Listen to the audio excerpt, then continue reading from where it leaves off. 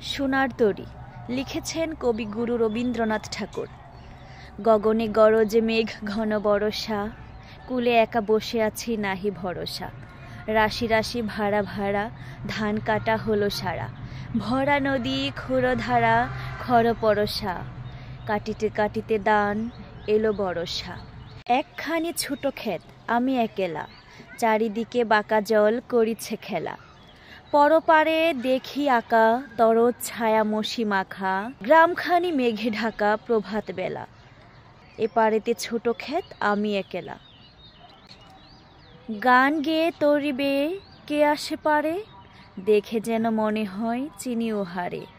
ভরা পালে চলে যায় কোনো দিকে নাহি চাই, ঢেউগুলি নিরুপায় ভাঙে দুধারে। দেখে যেন মনে হয় চিনি ও হারে।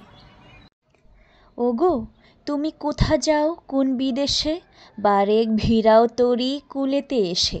যেও যেথা যেতে চাও, যারে খুশি তারে দাও, শুধু তুমি নিয়ে যাও ক্ষণিক হেসে।